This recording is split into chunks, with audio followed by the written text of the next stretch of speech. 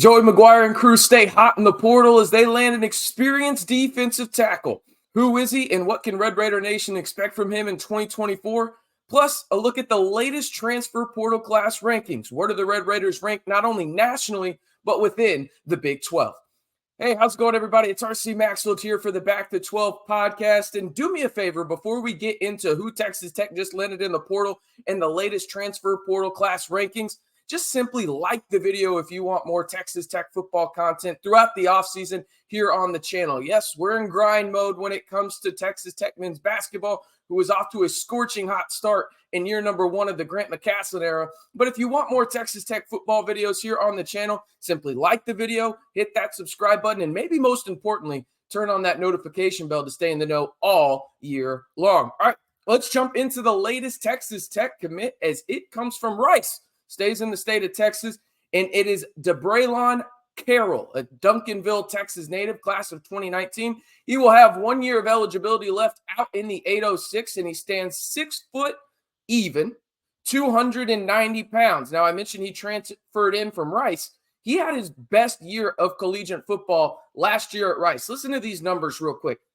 Started all 13 games in 2023 for the Owls, right? Mostly at nose tackle. Now, he did go inside and outside for the Owls on the defensive line, but primarily was at nose tackle. He graded out as the highest defender on the Owls defense with a PFF grade of 80.7, while he posted a career high in tackles, 46, 9 tackles for losses. He had 3.5 sacks, 31 total pressures, 20 hurries. Oh, and he had 5 quarterback hits as well. Now, he's an experienced DT. He's a smaller DT. He's not like some of those guys that Texas Tech was targeting early on in the portal process, like the Tank Bookers who ended up at SMU. No, this is a guy that kind of fits the mold in terms of size of the Jalen Hutchings of the world. He really uses his hands well, uses his leverage and quickness well to get under guys and really get them off with his quick and agile frame. Not to mention, he has really good hand placement from what I've seen from the highlights and really some of that game action. A game that he really stood out to me, which is a good sign if you're a Texas Tech fan, was he did a really good job against one of the best offensive lines in all of college football in the Texas Longhorns in their matchup last season down in Austin for the Owls. As I mentioned, he lined up inside and outside. I would assume that he would go inside more for Texas Tech with some of those edge rushers that the Red Raiders are hoping to get some more snaps next year, whether that's Amir Washington, Joseph Adedire. There's obviously some others, maybe even Isaiah Crawford, depending on where they have him, Isaac Smith as well. But this is a guy that is experienced on the interior of the defensive line, and that is a place that Texas Tech had to address, losing guys like Hutchings and Bradford. You bring back a guy like Quincy Ledet. Obviously, that's big. You go out and add a James Hansen type from Nevada. This is going to be a rotation on the interior of the defensive line for Texas Tech, and this guy in Carroll brings in a skill set that nobody else really has on this Texas Tech defensive line right now. Now, that said, this is a very solid add this late in the portal process. Now, there will be another wave of the portal process after spring, camp and spring practices, the spring game, which Texas Tech will play out in Midland again this year. They announced yesterday via their Twitter. But this is one of those adds that's really going to help with that stable, is what I'm going to call it, of DTs that Texas Tech has. Because there's not really a guy that really pops out in terms of, that's a superstar, like the Jalen Hutchings and the Tony Bradfords that Texas Tech has had. No, this is going to be a stable of guys that is 5, 6, maybe even 7 deep if a guy pops off in terms of spring and into fall camp and really gets that rotation going for Texas Tech. So this is a solid add and a sizable add in terms of the rotation and skill set that Texas Tech really doesn't have right now. Well, I guess they technically do since he's committed to Texas Tech. But this was a big one for Texas Tech because they needed another DT. They went out and addressed it, and he brings a skill set off of a career year down at Rice. And he did a good job against high-level Power 5 competition. I am very, very strongly suggesting you guys go check out his tape against the Texas Longhorns last year where he was causing some fits for Quinn Ewers and that really good Texas offensive line. I'd also have to mention this. Just a simple reminder, smash that subscribe button and turn on that notification bell to stay in the know on Texas Tech football all year long. We're giving you the latest updates when it comes to recruiting. We'll have a bunch of updates when it comes to spring ball, where they will be playing in Midland, as I mentioned. And obviously, we'll be breaking down each and every position group going into fall camp over the summer. So if you want to join the most engaging Texas Tech football community here on YouTube, hit that subscribe button and turn on that notification bell.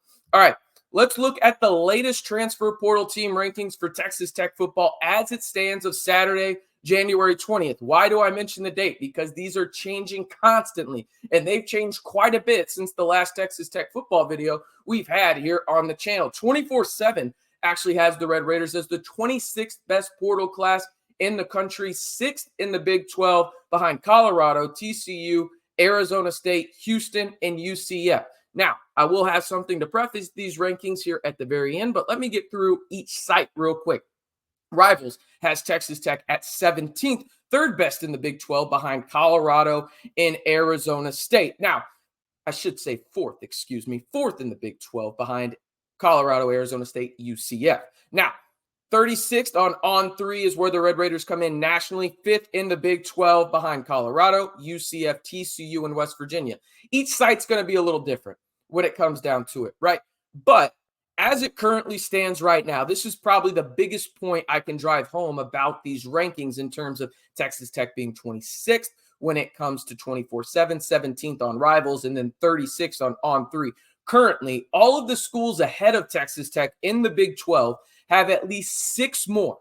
Yes, 6 more commitments in their portal class. That's obviously going to drive Texas Tech down. They currently have 12 to 13 if you look on which site you're looking at if you're Texas Tech. So again, having 6 more commitments is going to drive you home. I think last year, Colorado, no joke, had 50 transfer portal commits. Obviously, an historic class by them in terms of the sheer number. They're going to have quite a bit, and there will be another wave when it comes down to it. But where Texas Tech ranks right now in terms of where you have to be impressed is, yeah, maybe they don't have that number of commitments, but they sure as hell have a ton of impact guys according to each and every recruiting site out there. And the 3 primary ones are 24/7, Rivals, and On 3. So that's something that really stands out to me in terms of, yeah, you may not have the number, but you have a high quality of guys in terms of each site thinks they have multiple impact guys. I mean, you go and read some of the blurbs that each site has about Texas Tech and their recruiting class in terms of the portal class for Texas Tech in 2024, and all of them are high on them. It's just, hey, when there's, 6, 7, maybe even 10 in some cases, more commitments in somebody's portal class in the Big 12, obviously they're going to be higher. But that's where Texas Tech ranks again, 26th according to 24/7 nationally, 6th in the Big 12. Rivals has Texas Tech at 17th and 4th in the Big 12. And then On 3 has the Red Raiders, the lowest out of all 3 major recruiting sites, at 36th, but 5th in the Big 12, behind Colorado, UCF, TCU, and West Virginia. That's going to do it, though, as again, the Red Raiders land a really solid portal commitment and an experienced defensive tackle into Braylon Carroll from Rice, a guy that had a career year down there for the Owls and was a true impact DT for the Owls in Conference USA. But we're going to wrap it up there. Reminding you one more time to hit that like, subscribe button, and notification bell. I'm RC Maxfield. Join the largest and most engaging Texas Tech community here on YouTube in the Back to 12 podcast channel.